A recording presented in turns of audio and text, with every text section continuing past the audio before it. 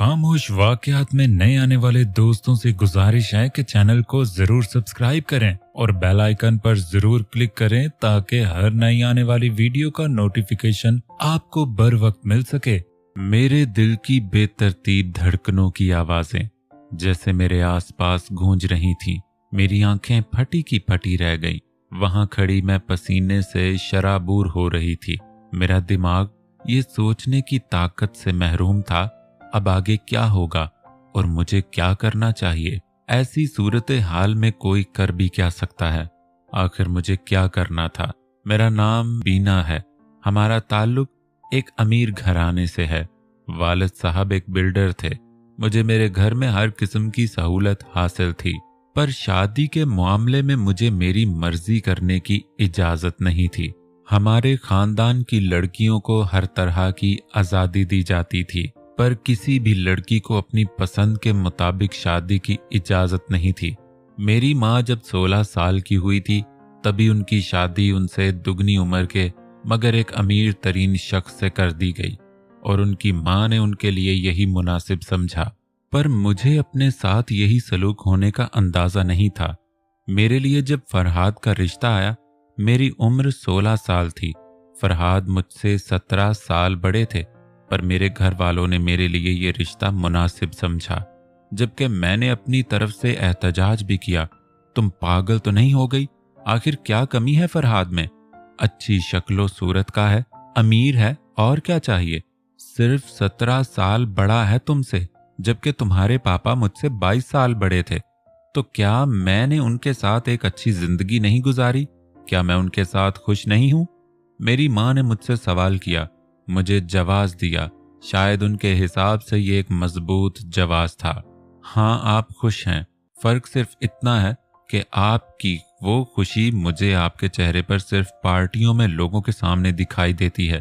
हाँ, आप मुतमईन हैं, जबकि मैंने आपको रातों को रोते हुए भी सुना है। अगर आप चाहती हैं कि मैं भी आपकी तरह जिंदगी गुजारने पर मजबूर हो जाऊं तो कबूल कर लें ये रिश्ता। जाएं और शादी की तैयारियां करें। अल्लाह ने मुझे बेटी जैसी नेमत से नवाजा, तो मैं उसके साथ ऐसा नहीं करूंगी। जिस तीर से आप खुद घायल हुई, वही तीर अपनी औलाद के सीने में उतारना जुल्म है। मैंने रोते हुए कहा। मेरी माँ ने दोबारा इस मौजू पर बात नहीं की। मैं भी किस्मत के सामने हार गई। मेरी फरहाद से शादी हो गई। वो मुझे साथ लाहौर ले आए। यहाँ उनका बड़ा बंगला था। यहाँ हम दोनों के अलावा चंद नौकर ही रहते थे। फरहाद सुबह ऑफिस जाते थे और रात को वापस आते। कभी कभार तो कई दिन गुजर जाते थे। हम एक दूसरे की शक्ल भी नहीं देख सकते थे। वो मेरे जागने से पहले चले जाते और सोने के बाद आते। हमारी उम्र के फर्क ने हमारे बीच में एक गहरा शगाफ डाला था। जो सब मैं करना चाहती थी उनके नजदीक बचपना था। डिनर पर जाना, साथ बैठकर खाना या कोई फिल्म देखना। वो कहते ये सब काम मैं उनके बिना भी कर सकती हूँ। उनके साथ उनकी बोरिंग बिजनेस पार्टीज में जाना मुझे पसंद नहीं था, जहाँ लोग एक दूसरे का बाजू थामे और ये साबित करने की कोशिश करते हैं कि वो सब खुश हैं। घर जाते ही एक दूसरे से मुंह फेर कर ऐसे सो जाते हैं जैसे एक दूसरे को जानते तक ना हो। अब तो फरहाद ने कारोबार के सिलसिले में शहर से बाहर जाना भी शुरू कर दिया था। ऐसे में मैं और अकेलापन महसूस करती। मुझे तन्हाई पसंद नहीं थी। तन्हाई से वहशत होती। एक बार मैंने मामा से बात कर डाली। आखिर बेटी माँ से दिल की बात ना करती तो किससे कहती। मामा ने कहा, फिक्र ना करो, औलाद हो जाएगी तो सब ठीक हो जाएगा। अभी घर में टिक जाएगा और तुम्हारा दिल भी लगा रहेगा। तुम्हारे पापा भी फरहाद जैसे थे। माँ ने मुझे तसल्ली दी। मैं भी अपनी औलाद का इंतजार करने लगी। मेरी शादी को 8 माह हो गए, मगर मैं उम्मीद से ना हुई। मैं डॉक्टर के पास गई, कुछ चेकअप करवाया। डॉक्टर ने मेरे टेस्ट किए। अगले दिन मुझे दोबारा बुलाया। ये खबर सुनाकर उसने मुझे हमेशा के लिए मायूस कर दिया कि मैं कभी माँ नहीं बन सकती। औलाद औरत के लिए सबसे बड़ी नेमत होती है। औलाद का ना होना औरत के लिए बड़े दुख की बात होती है। मुझे ये खुशी कभी नहीं मिलेगी, ये सोचकर ही मेरा दिल हिल जाता। उस दिन के बाद से जैसे मुझे चुप लग गई। एक बार फिर किस्मत के आगे हार गई थी। वो सारी रात मैं रोते हुए गुजारी। मगर मैंने दिल में फैसला कर लिया कि ये बात मैं फरहाद को कभी नहीं बताऊंगी, क्योंकि हम इतने मजबूत रिश्ते में नहीं बंधे थे कि वो इतना बड़ा झटका बर्दाश्त करते। फिर वो मुझसे मुंह मोड़ लेते तो मैं कहाँ जाती। अब तो तन्हाई मुझे और भी काटने लगी। मैं बहुत उदास रही। बिलाखिर उन्होंने मेरा एहसास किया। एक फैमिली को हमारे घर में पेइंग गेस्ट के तौर पर ऊपर वाले पोर्शन में रहने के लिए बुलाया। वो कुल 3 लोग थे, एक बूढ़े अंकल आंटी और उनका बेटा। ये लोग फरहाद के वाकिफ और बहुत अच्छे थे। अंकल आंटी ने मोहब्बत की शादी की थी। मैं जब उदास होती उनके पास चली जाती, उनकी मोहब्बत के किस्से सुना करती। वो खुद बूढ़े थे पर उनकी मोहब्बत जवान थी। मेरी और फरहाद की शादी को अभी 1 साल भी नहीं हुआ था। लगता था कि हमने सदियां एक साथ झेली हैं और दोनों ही बूढ़े हो गए हैं। उनका बेटा अली मेरा हम उम्र था। कभी कभी उससे सलाम दुआ हो जाती। वो बहुत खूबसूरत और पुरकशिश शख्सियत का मालिक था। मैट्रिक का स्टूडेंट था। मैंने अक्सर उसे पढ़ते हुए ही देखा था। शायद शाम में कोई कंप्यूटर कोर्स करने जाता था। अक्सर मुझसे अपनी पढ़ाई के बारे में बात कर लेता। एक बार अंकल आंटी को हज के लिए जाना था। उन्होंने मुझसे दरख्वास्त की, मैं अली के खाने पीने का ख्याल रखूं तो मेहरबानी होगी। मैंने कह दिया कि उनको फिक्र करने की जरूरत नहीं है, आखिर खाना नौकर ही बनाते हैं, तो जहां 2 लोगों का खाना बनता है वहां 3 का भी बन जाएगा। ये लोग हज के लिए रवाना हो गए। अगले ही दिन फरहाद भी काम के सिलसिले में 15 दिन के लिए कराची चले गए। अब घर में ज्यादातर मैं और अली होते। एक शाम शायद वो कंप्यूटर एकेडमी से वापस आया। मैं हॉल में बैठी चाय पी रही थी। उसने मुझे सलाम किया। मैंने उसे चाय पीने की ऑफर की। वो मेरे साथ ही बैठ गया। शुक्रिया। चाय की बहुत तलब हो रही थी। खुद से चाय बनाकर पीना अच्छा नहीं लगता। मैंने कहा, बता दिया करें, मैं आपके लिए चाय भिजवा दूंगी। कहने लगा, दरअसल मुझे अकेले बैठकर चाय पीने से कोफत होती है। मुझे उम्मीद नहीं कि आप ये कहें कि मैं आपके साथ बैठकर पी लिया करूं। अली ने खुद ही अपनी बात की और हंसने लगा, मगर मैं खामोश ही रही। कहने लगा, आप मेरे साथ बैठकर चाय पी लिया करें। मुझे वैसे भी उलझन होती है। कहते हैं कि 2 एक जैसे लोग बहुत जल्द एक दूसरे के दोस्त बन जाते हैं। कुछ दिन में मैंने ये जान लिया कि अली बिल्कुल मेरे जैसा है। शायद इसलिए कि हमारी उम्र एक जितनी थी। वो बहुत ही हंसमुख किस्म का इंसान था। बात बात पर मजाक करना उसे खूब आता है। हमारे शौक सब मिलते थे। रोज चाय की टेबल पर हम खूब बातें करते। हमने इस मौजू पर भी बात की कि मेरी शादी माँ बाप की मर्जी से हुई। फरहाद मुझसे मुख्तलिफ इंसान है, कहने लगा। मैं तो आपको देखते ही समझ गया था कि आप उनके साथ खुश नहीं हैं। माफ कीजिएगा, वो मुझसे आपका तारुफ नहीं करवाते, तो मैं यही समझा था कि आप तो उनकी बहन या बेटी हैं। ये बात करके अली बेसाख्ता हंस पड़ा। जब उसने देखा कि मैं संजीदा हूं तो फौरन अपनी मुस्कुराहट पर काबू पाने लगा। कहने लगा, ये आपका जाती मामला है। मुझे सिर्फ इतना पता है कि ये जिंदगी गलत फैसलों की नजर करने के लिए बहुत छोटी है। फिर अपनी पसंद से शादी करना कोई गुनाह नहीं। मैं तो हैरान होता हूँ कि लोग ऐसे क्यों जीना पसंद करते हैं। जिस इंसान को वो पसंद ही नहीं करते, खुद को क्यों उसके हवाले कर देते हैं। मैं माँ बाप को देखता हूँ, वो एक साथ कितने खुश हैं। अगर आज से 25 साल पहले अपने दिल की ना सुनी होती तो आज साथ ना होते, ना ही खुश होते, पर खुश है ना, क्योंकि उन्होंने स्टैंड लिया। जो लोग ऐसा नहीं करते शायद बुज़दिल होते हैं, इतने बुज़दिल कि अपने लिए लड़ना भी नहीं चाहते हैं। अली तो चला गया, मगर उसकी बातें रात भर मेरे दिमाग में घूमती रहीं। वो कोई इतनी बड़ी गहरी बात कर गया था कि मैं हैरान थी। अगले दिन मैंने एक फैसला कर लिया। मैंने सोचा कि मैं अली की तरह पेशकदमी करूं। अगर उसने मेरा हाथ झटक दिया तो मैं अपनी जिंदगी और हालात को कबूल कर लूंगी। अगर उसने भी जवाबन मेरी तरफ पेशकदमी की तो मैं अपने लिए कदम उठाऊंगी, क्योंकि मैं बुज़दिल नहीं हूं। हम दोनों रोज की तरह बैठ के चाय पी रहे थे। आज मैं अली से कदरे करीब ही सोफे पर बैठी थी, जबकि मैं उसके साथ नहीं बैठा करती थी। उसने भी ये बात नोट की, क्योंकि शायद उसके दिल में वो जज्बात नहीं थे जो मेरे दिल में थे। मुझे अपने किए पर शर्मिंदगी हुई। एक दिन चाय पीते हुए मैंने उसे चीनी दान थमाया। मेरा हाथ उसके हाथ पर लग गया। उसने इस बार भी मुझे नोट नहीं किया। जबकि मैं उसे जानबूझकर अपनी तरफ राग़िब कर रही थी। एक दिन मैं बड़े अजीब से एहसास के ज़ेर असर थी। हम साथ बैठ के चाय पी रहे थे कि अचानक बात करते हुए मैंने अली के हाथ पर हाथ रखा। अगले ही पल वो मुझसे उठकर दूर हो गया। ये क्या कर रही हैं आप मिसेस फरहाद? पिछले चंद दिनों से आप क्या करने की कोशिश कर रही हैं? आप होश में तो हैं? आपने मुझे किस किस्म का इंसान समझ लिया? आपको पता है कि आप क्या कर रही हैं? अली फौरन ही बिफर गया और मैं तो शर्म से पानी पानी हो गई। मैंने सर झुका लिया। फिर अचानक मुझे अली के हंसने की आवाज़ आई। मैंने सर उठाकर उसे देखा। मैं बहुत हैरान हुई। उसने मेरी तरफ हाथ बढ़ाया, कहने लगा, मुझे लगा था तुम कभी मेरी तरफ नहीं बढ़ोगी। वो इतनी मोहब्बत से बोला कि मेरी आंखों से खुशी के आंसू छलक पड़े। कहते हैं ना, मोहब्बत अंधी होती है, पर गुनाह न सिर्फ अंधा है बल्कि बहरा भी होता है। उसे न कुछ सुनाई देता है न दिखाई देता है। हमारे साथ भी यही हो रहा था।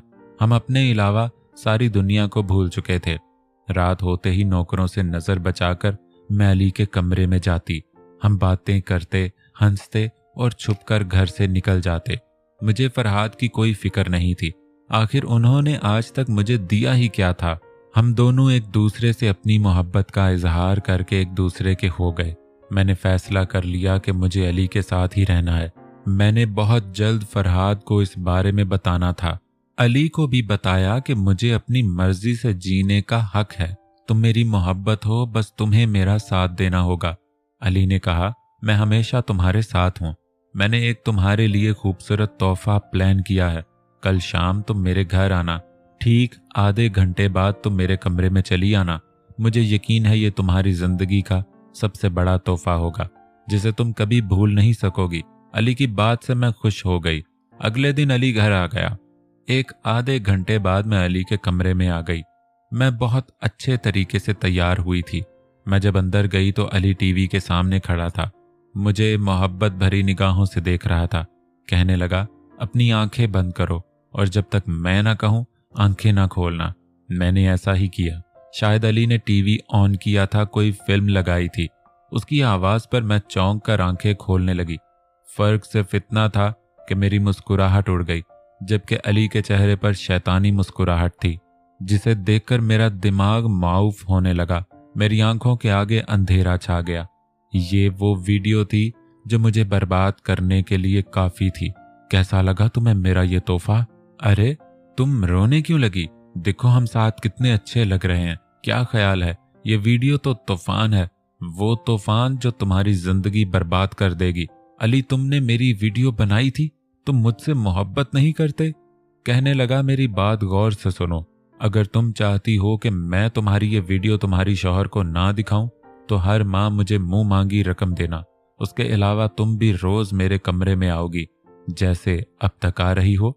अब मैं तुमसे ये नहीं पूछूंगा कि तुम्हें ये सब मंजूर है या नहीं। मुझे नहीं लगता तुम्हारे पास कोई और रास्ता है। अली हंसने लगा। तुमने मुझे धोखा दिया? क्या वो सब झूठ था? तुम पहले दिन से ही मेरे साथ खेल खेल रहे थे? मैं बमुश्किल इतना बोली, हाँ और क्या। हम जैसे लोग मरते हैं ऐसी आसाइशों के लिए, जिनमें रहकर भी तुम खुश नहीं हो। तुम तो मेरे हाथ आई सोने की चिड़िया हो। मोहब्बत क्या है? इससे हम जैसों को क्या फर्क पड़ता है? हमें तो अपनी जरूरतें और ख्वाब पूरे करने हैं। आज से तुम वही करोगी जो मैं तुम्हें कहूंगा। मेरी जिंदगी अली की गुलाम बन गई। हर माह मुझसे लाखों रुपए भी लेता और मुझे गुनाह पर भी मजबूर करता। वक्त के साथ मुझे पता चला कि वो बूढ़े अंकल अली के माँ बाप नहीं थे, बल्कि इस खेल में उसके मददगार थे। वो किसी बैंक में नौकरी नहीं करता था। जब फरहाद घर आते तो अली ऐसे पेश आता जैसे उसने कभी मुझसे बात ही न की हो। उनके जाते ही वो अपना असली रंग दिखाता। यूं ही 6 माह गुजर गए। मुझे अपने वजूद से नफरत हो गई। इससे बेहतर तो मेरी पहले वाली जिंदगी थी। मैं खुद से नजरें मिलाने के काबिल भी नहीं रही। क्या ये सब यूं ही चलता रहना था? कौन था जिसने ये सब रोकना था? कभी सोचती कि अपनी जान दे दूं, कभी सोचती कि फरहाद को सब कुछ बता दूं। एक बार अपनी माँ को सब कुछ बताने का सोचा और मेरी हिम्मत ना हुई। बिलाखिर मैंने अपने शौहर को सब कुछ बता दिया। मैंने कहा, मुझे माफ कर दें, मैं बहक गई थी। मेरे नफ्स ने मुझे अपना गुलाम बना लिया था। मुझे सिर्फ मोहब्बत चाहिए थी, तवज्जो चाहिए थी, आपका वक्त चाहिए था, जो कभी नहीं मिला। मैंने आपसे एक और झूठ भी बोला कि मैं कभी माँ नहीं बन सकती। ये बात आपसे इसलिए छुपाई क्योंकि मुझे लगा आपको इस बात से भी कोई फर्क नहीं पड़ेगा। अगर आप मुझे छोड़ देंगे, मुझे जो चाहे सजा दें, मुझे कबूल है। आप मुझे जान से भी मार दें तो कोई गम नहीं होगा। मैंने फूट फूट कर रोते हुए अपने जुर्म का एतराफ़ कर लिया। उस दिन मैंने खुद को बहुत छोटा महसूस किया। मैं फरहाद से नजरें नहीं मिला पा रही थी। वो उठे और मेरी तरफ बढ़े। मैं बहुत घबरा गई, खौफ से कांप रही थी। फरहाद से नजरें नहीं मिला पा रही थी। कहने लगे, अब तुम इस आदमी के पास नहीं जाओगी, ना ही उससे बात करोगी। मैं सब संभाल लूंगा, मगर ये मत समझना कि मैंने तुम्हें माफ कर दिया। तुम्हारा फैसला मैं बाद में करूंगा और तुम्हें वो फैसला मानना पड़ेगा। फरहाद ने उसके अलावा कुछ नहीं कहा। अगले दिन फरहाद रात को घर नहीं आए। अली ने मुझे कॉल करके बुलाना चाहा, मगर मैं कॉल नहीं उठा रही थी। वो बार बार मुझे कॉल करता रहा। बिलाखिर गुस्से में मेरे कमरे तक आ गया। मुझे जबरदस्ती अपने साथ ले जाने लगा कि अचानक वहां पुलिस आ गई। उसे रंगे हाथों पकड़ लिया। फरहाद ने पुलिस को बताया कि इस शख्स ने मेरी बीवी की इज्जत पर हाथ डालने की कोशिश की है। अली पुलिस को मतलूब था। वो पहले भी कई ऐसी लड़कियों को बेवकूफ बनाकर लूट चुका था। पुलिस ने अली और उसकी नकली फैमिली को भी पकड़ लिया। एसओचओ फरहाद का वाकिफकार था। उसने अली से मेरी वीडियो लेकर तल्फ कर दी और यकीन दिलाया कि इसकी और कोई कॉपी नहीं है। फरहाद ने मुझसे बातचीत बंद रखी। एक दिन उन्होंने मेरा सामान पैक कर दिया। मुझे मेरे घर छोड़ने के लिए जाने लगे। मेरे पास भी ये हक कहाँ था कि मैं उनसे माफी मांगती। वो मुझे क्यों कर माफ करते। मैं सर झुकाए बैठी थी। तुमसे बहुत बड़ी गलती हुई। गलती नहीं, गुनाह किया है तुमने, पर इसमें मेरी गलती भी थी कि मैंने तुम पर तवज्जो नहीं दी। तुम्हारे पास 6 माह का वक्त है। तुम अपनी माँ के घर रहो। उनसे मैं कह दूंगा कि मैं मुल्क से बाहर जा रहा हूँ, इसलिए तुम्हें वहां छोड़ रहा हूँ। तुम सोच लो तुम्हें क्या करना है। अगर मेरे साथ रहना है तो सब कुछ भूल कर आ जाना, अगर नहीं तो बता देना, तलाकनामा मिल जाएगा। फरहाद ने सामने देखते हुए कहा। मैंने कहा, मैं इस काबिल नहीं हूं फरहाद। खुद को माफ करने की कोशिश करो। जब तक तुम खुद को माफ नहीं करोगी, कोई भी तुम्हें माफ नहीं करेगा। मेरे पास तुम्हें देने के लिए ये आखिरी मौका है। फरहाद मुझे अपनी माँ के घर छोड़कर खुद वहां से चले गए। 6 माह बाद मैं अपने घर चली आई। तब से आज फरहाद ने कभी इसका जिक्र तक नहीं किया। मैंने फरहाद को कितना गलत समझा, पर वो कितने अच्छे इंसान थे। नफ्स के रास्तों पर सिर्फ बर्बादी ही आपके लिए मुंतजिर है। पाक रिश्ते जैसे भी हों, वो आपके लिए ठीक होते हैं। आज मैं अपने शौहर के साथ बहुत खुश हूँ और एक बहुत खूबसूरत मोहब्बत भरी जिंदगी गुजार रही हूँ। और फरहाद भी मुझे अपनी तवज्जो और वक्त देते हैं। फरहाद ने मेरा अमेरिका के एक महंगे अस्पताल से इलाज करवाया और अल्लाह ने हमें औलाद से नवाजा। आज मैं, फरहाद और हमारे 3 बच्चे बहुत खुशी की जिंदगी बसर कर रहे हैं।